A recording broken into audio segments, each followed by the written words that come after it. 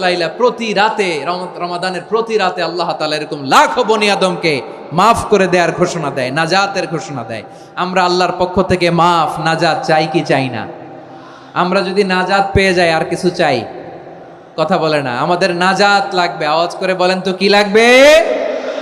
আর কিছু যে চাই না আমি, চাই গো নাজাত।